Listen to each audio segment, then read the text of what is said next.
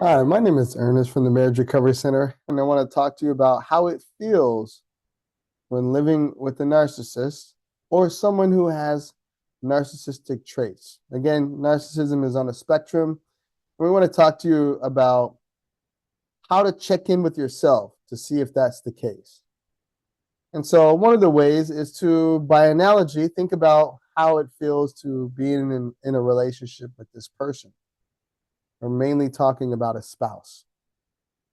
So, whether you're a woman or a man, because it happens to men too, happened to me.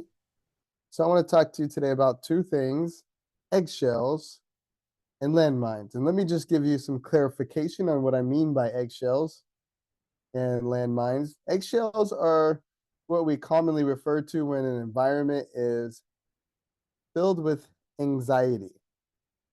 It's an anxious approach on walking into a conversation or into a room or into a topic. There's a feeling of walking on eggshells and not wanting something to break.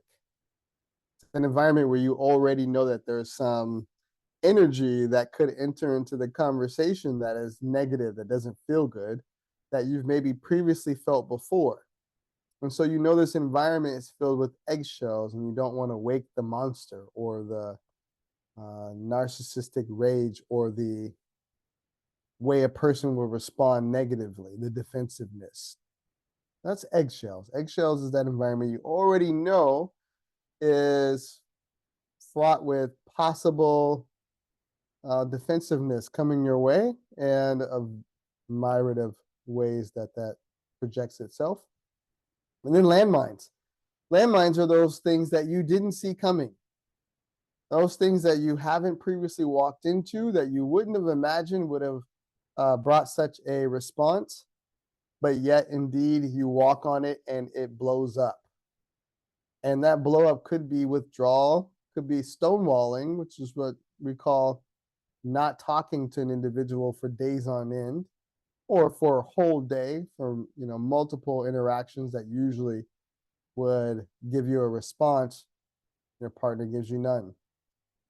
Or it could be an actual rage. It could be a temper tantrum. It could be an expression of bulldozing or a way of powering over you in the conversation that you didn't anticipate at all.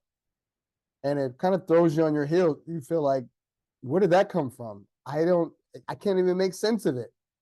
It makes me feel crazy about stepping onto any natural ground that seems safe.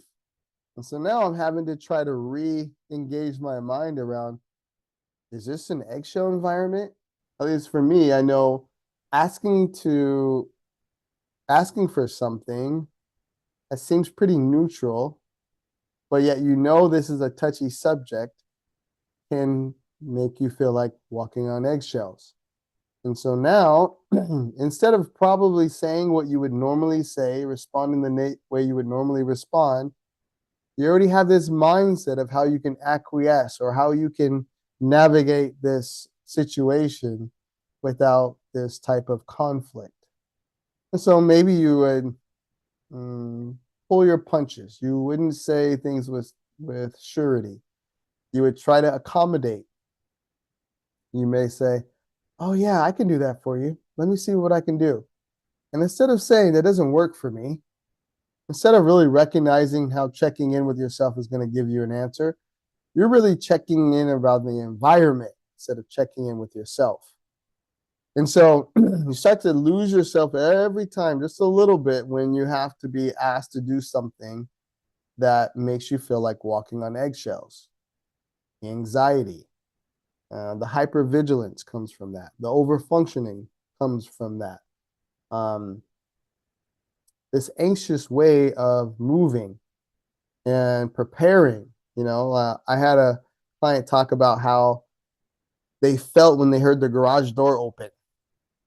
Eggshells. Oh no, he's home. And all of a sudden their body responds a certain way and they begin feeling anxious. They begin feeling like, is everything in its place? Um, did I make sure to check everything off the list so that we don't have a tumultuous evening? That's eggshells.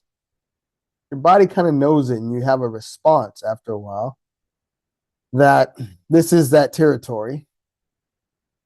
And then also you think about landmines. So what's an idea, a situation, an analogy around what it feels like to deal with landmines? Well, say you're at a birthday party. Maybe you're even throwing your spouse the birthday party.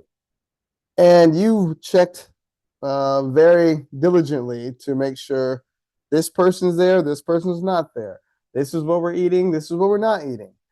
This is the location I think they would like, and this is the things that I know they wouldn't appreciate. And you probably have the whole thing mapped out, and you feel like there's probably a very little chance that they would be upset and a very high chance they would be appreciative. And then they come into the room and they have this time, what seemingly of their life. But as you're driving away from the party or the event, you get bombarded in the car with all the things you did wrong. You're taken aback because you put a lot of energy into trying to make the event as pleasant as possible with the things that you didn't know. But this one you didn't see coming. And so now you're berated all the way home. You can't get out the car. You can't exit the communication because you're driving. And you feel the full effects of a landmine. Weren't prepared for it. You didn't have a bomb suit on. You didn't have a way to protect yourself from that force. And it's traumatizing. Both scenarios are traumatizing. The eggshells is a traumatic event over time. It's a feeling that you feel in your body, and the landmines are explosive. Could leave you reeling for days, and the effects of it could go on for days. You could see that you have now changed your behavior in a way that again suppresses some things that you need or you want to ask for, or that you normally would demand from another person. But in this relationship, you found yourself making more and more excuses or more and more opportunities to appease the person instead of actually reconnecting. So over time, you feel this feeling of us being in an environment where I'm just trying to keep the peace while wearing a bomb suit because I don't want to be blown up by the landmines, while being light as a feather because I don't want to crack the eggshells. And so I can't really be myself because the weight that I normally would carry as a full person has been diminished over time. And I find myself trying to find myself because so much of myself is determined by my spouse's response, my spouse's behavior,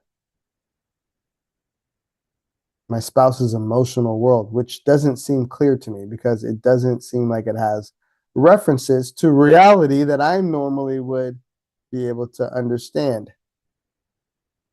This is how you feel, and these are some of the experiences that you say, yeah, Ernest, I think that feels very akin to some of my experiences.